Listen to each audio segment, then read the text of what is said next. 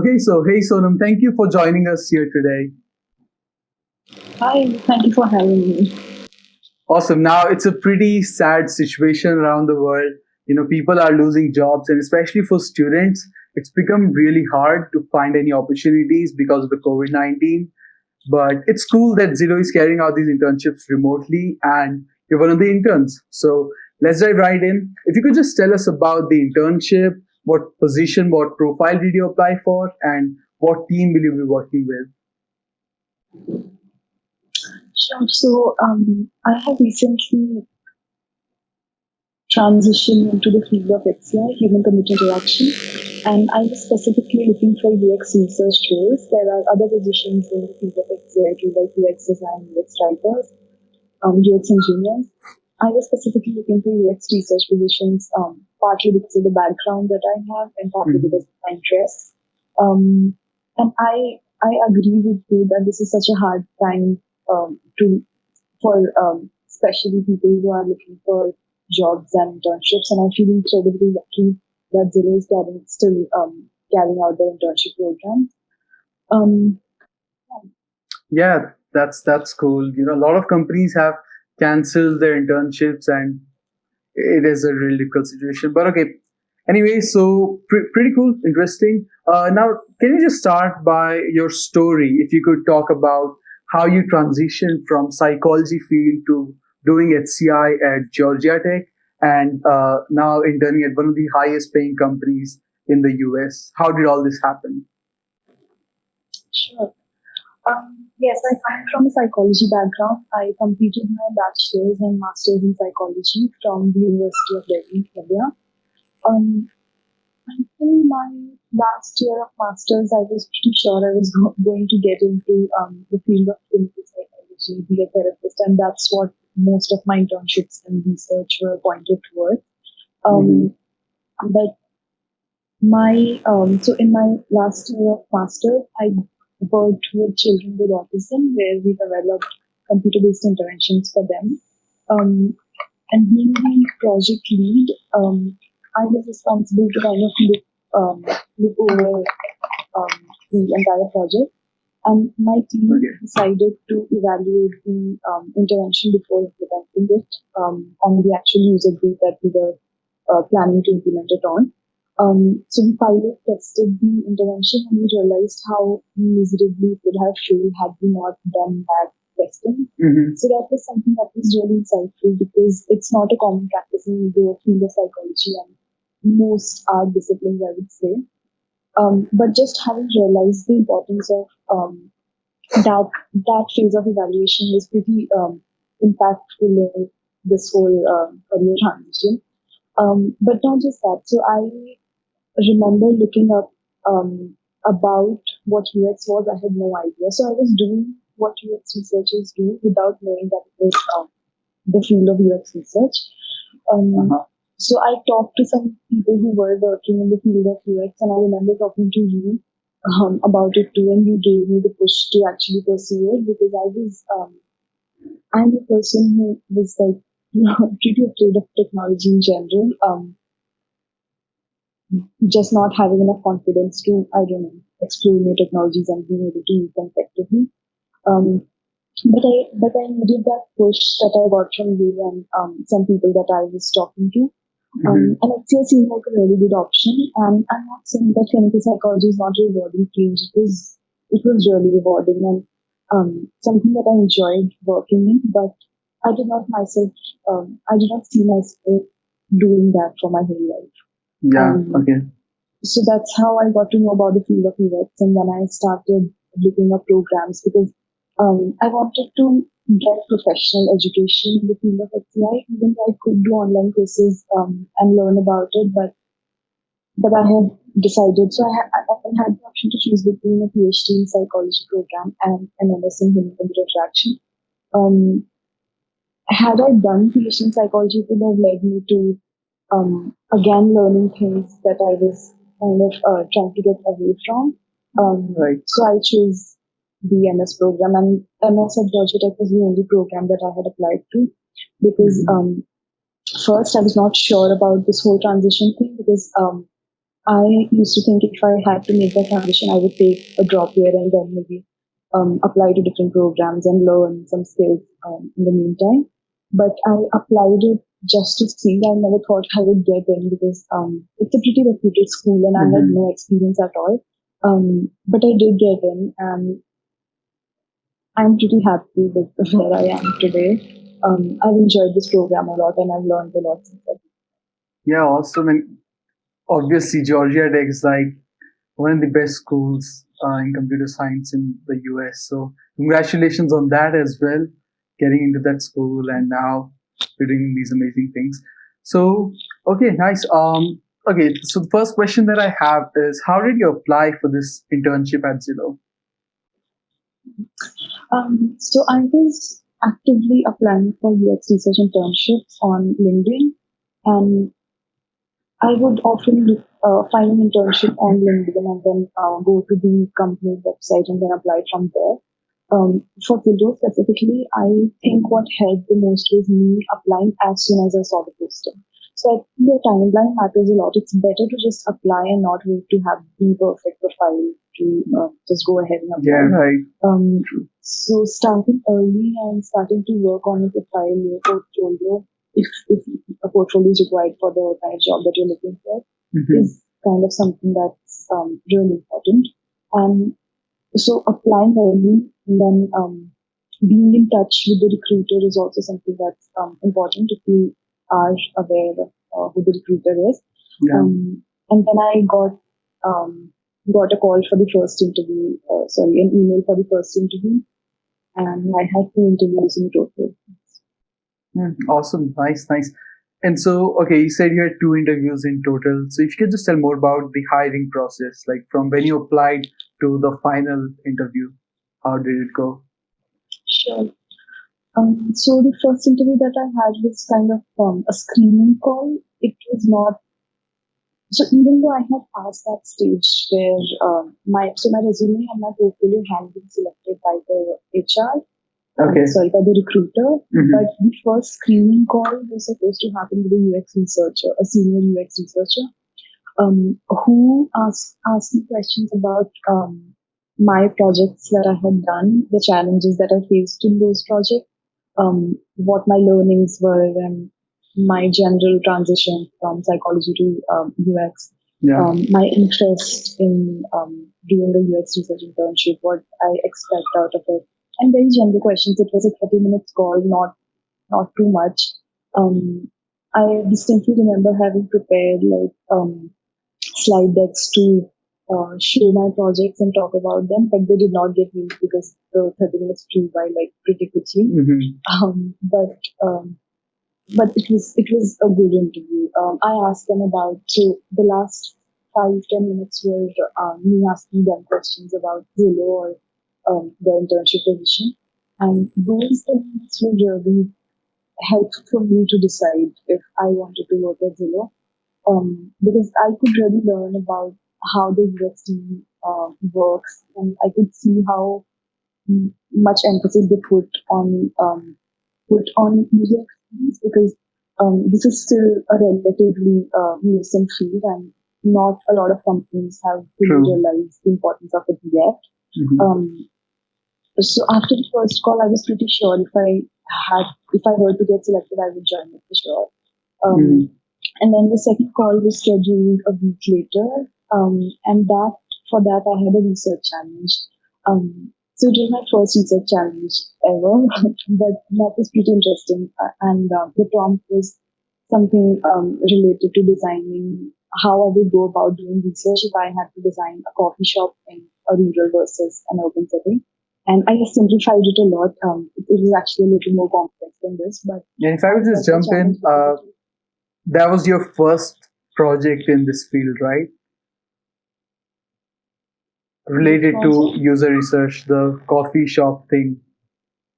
It was the first project related to user research, or did you do similar projects in the past before Oh joining? no, so yeah, so I since I joined the program in my first semester, I worked on two exhaustive, elaborate projects with teams of different people. So we had UX designers in the team, developers, and others. And I worked with them as a UX researcher. And through those two projects and just general like learning about UX research, I had gained enough experience and skills as well to have that kind of knowledge and experience for the internships that I was applying for. So that was not my first time laying out the research plan. Yeah, okay, nice. So, yeah, go ahead. Yeah, so the thank you. So the research challenge was pretty interesting, especially because I love coffee so much. I really enjoyed it. I had just 2 days to work on it, but I thought that was enough. So the second call that I had was for 3 hours, a little under 3 hours. It was pretty intense, I won't lie. But it was, so the first part of the call was two UX researchers having me explain the project, the plan to them, and then they added more constraints to what I would do if those constraints were there, how I would alter the plan and tailor the plan to those conditions, and consider extra factors that were not given in the prompt. So it was kind of an on the spot, like spontaneous question, on the spot questions that I had to answer. The questions were kind of challenging and made me think, but as long as you can, what I found is as long as you can show your thought process to them and talk them through what you're thinking, your answer doesn't have to be perfect because they know you're a student, you're applying for an internship, and you're still in the learning stage. There's a lot that I have to learn, I know, but just showing that thought process and how I would think if those constraints were there. That was something that I think they liked. And then once I was done with the research challenge part, they asked me again some questions about my projects and the whole process that we followed over the first semester, over those 4 to 5 months, and what kind of relationship dynamics existed between my team members. So some questions about UX research, some questions about psychology, some questions about my interest in the internship, my career goals. That was the first part of the call. Then the second part was me, again, just they asked me to ask any questions that I had for them. And that I spent 30 minutes asking them questions about Zillow, which is always helpful because a potential recruiter or a person who's hiring or looking to hire you is always interested in how much interest you have in working at their company. So having questions prepared and showing that genuine interest in working with a company is something that you need to have. It's just something that is replaceable in any interview experience. And because I had done my research about Zillow and had talked to the first UX researcher in my first interview, I felt the passion, the genuine passion to work with them and what they do in the domain of real estate. And I had heard from a couple of friends that when the last recession, Zillow was one of the few companies that did not, that kind of handled it really well and were ahead in the whole use of technology to still continue doing things they could. So hearing about their values, their work culture, and some other things just made me very interested. And the most important, I guess, determining factor is how much they value user experience. Yeah, awesome. So I have 3 points. Yeah, you were saying something? Yeah, one thing to add. So the last part of the call was with the HR who asked me some questions about logistics and a couple of behavioral questions. But yeah, they were not very intense, just general questions. And that was it. And I heard from them the same day because I had requested that. But I got my offer letter a week later. Yeah, nice. That's really cool. And so 3 things that I want to say. One, so you talked about how you should always have questions to ask the companies. and that is something that's really really important. And along with that, also in the HR round, if they talk about your stipend and stuff, at that time also you should be ready with your numbers. It just shows that you are certain about what you're getting into, and you know where you stand. That's really important. This is one of the things that I always say to people that follow me and in my videos. Always have your numbers ready, and when you're in an interview, always have questions to ask the companies, because you're interested in working with them, but they need to see it and you need to show them that, right? Yeah, and having questions does not mean having any questions. They must be questions that you have thought through and come Yeah, up with based on your interest, and you must have genuine interest in what they have to say for your questions. yeah, obviously That is one thing. yeah.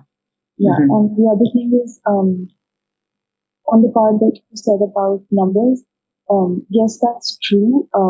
Because if you need to show them that you value what you do and you respect yourself enough to be confident in what you need and putting your needs just upfront and telling them, but also being a little flexible, especially for internships compared to Mhm. jobs. Yeah, that's right. That's right. Okay. So next, what would you say to someone who wants to work at Zillow? So I have officially not started my internship yet. It's still 2 weeks away, Uh-huh. but um, as much so based on my current knowledge about the company, I would say so. I attended a webinar a couple of days back at that happened at Zillow with the Zillow employees, and so one of the questions that was posed to them was to describe Zillow in one word, and they said things like empathetic, thoughtful, culture. So I Mhm. could really feel that their work culture is, I think, the best strength, the best virtue that Zillow has,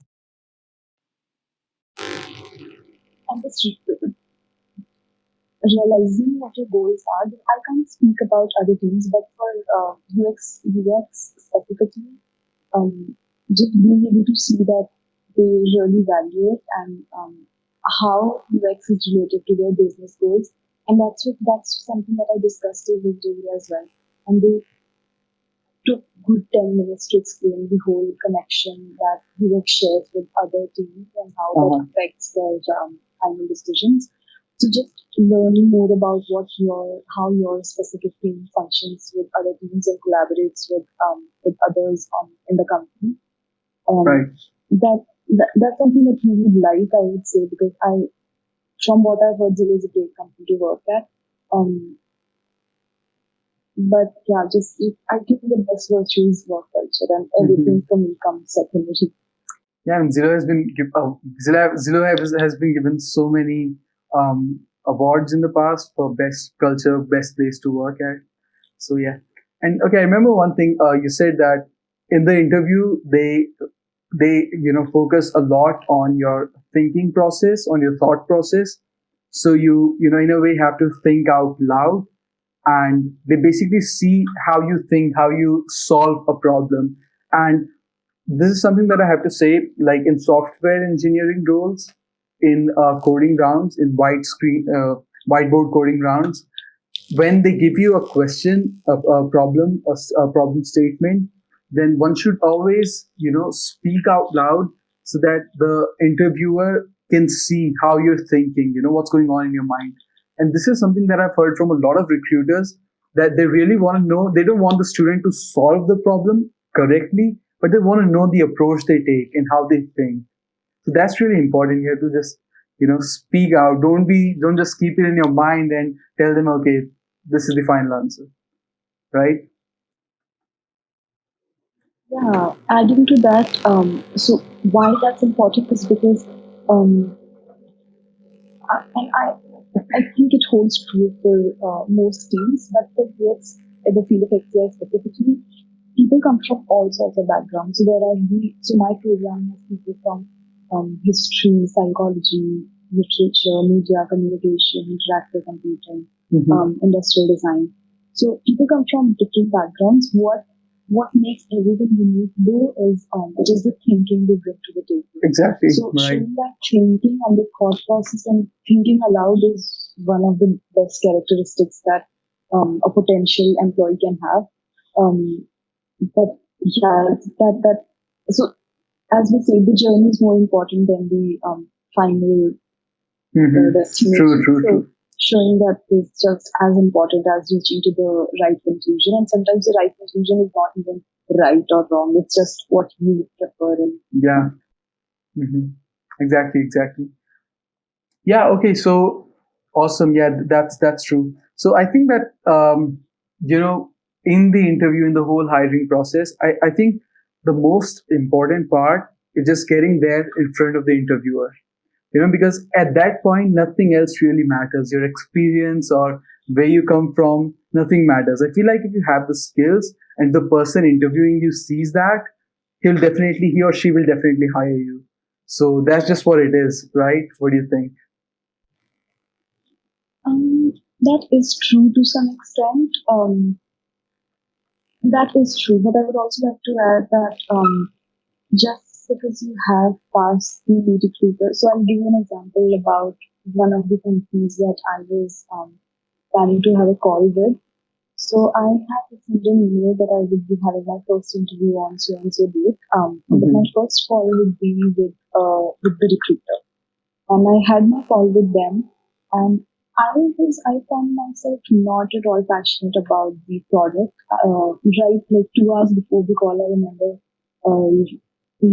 trying to learn more about the product and how the UX team worked, but I Yeah. just could not get into the zone and really did not understand how they worked, what they did. It was not Mm-hmm. apparent through their website either, and none of the people that I knew had worked there. So it was kind of a weird interview, I would say, and they did not call me for the actual interview. So maybe, yeah, it is true that once you cross that, past that recruiter stage, you can be a little more open about how much you know and you don't, and you do not have to show off, like boast about your skills too much because they want a person who wants to learn more than anything. Um, but also remember what will drive this whole process will be a passion for the product or the company Yeah, more than definitely. anything. So sometimes your skills and backgrounds are not as important as your willingness to learn. Mm-hmm. Yeah. Yeah, like in your case, as you just said, you're truly passionate and you really like what Zillow is doing, their work culture and everything. So it's also really important, being passionate about what you're getting into, the company, and yeah, that's right. Okay, awesome. I guess, yeah. I guess it's also important to know what you want out of your experience. I knew I wanted to work with people who are uplifting and value what they do and respect what others do. And Uh-huh. as soon as I saw that, it was like the deciding factor. Yeah. Yeah. Nice, nice, nice. Okay, and we've talked about the interview process, we've talked about the projects, we've talked about almost everything, and your whole story, how you switched from psychology to HCI. Now you're going to be interning at Zillow, which is really, really cool. And okay, I have a question. Is there any need for the applicant to know coding to get into this user experience research field? Not at all. So, as I said, there are different UX positions. If you're looking for a UX engineering position, definitely yes, because that's what you will be doing. Okay. But for UX designers, so coding is a good skill to have for anyone, no matter what field you are in. But for the job specifically, no, it's not something you will be doing. And as a UX designer, some people coming from CS backgrounds have those skills, some people don't. And Right. sometimes when you have those skills, you can actually develop the design that you have worked on, which is an amazing thing. But in the actual practice, it usually doesn't work like that. UX designers do not usually code. There are CS people hired software developers that are hired separately to do that work. Yeah. So as a UX researcher, I believe you what you do is you like also communicate with various stakeholders and with different teams, right? Yes, so within the UX team, there will be different UX people, UX designers and architects, writers. But overall, I'm not sure how much interaction I'll be having with people in different teams. For example, software engineers and Yeah. people on like marketing or sales. I'm not really sure about that. This is going Yeah. to be my first corporate internship, so I'm not too sure about. You'll be sure about to that say, but 1 month from now, right? yes, and I'll make sure that I update it. Yeah, thank you. We'd appreciate But that. yeah, but for now, I would say I expect to have those interactions, but maybe not as much as I will be having within the US team. Mm-hmm. Okay, yeah, that's pretty straight to the point. Um, I guess that's pretty much it. So there you have it, guys. Thank you, Sonam, for being with us, sharing your story and your experience. You're doing really good, and all the best with the internship. I hope you enjoy it. Thank you, and I enjoyed the interview too. Thank you for asking great questions. Yeah, thank you. All the links to Sonam's social media will be in the description. So reach out to her, follow her if you have any questions, hit her up, and that's it.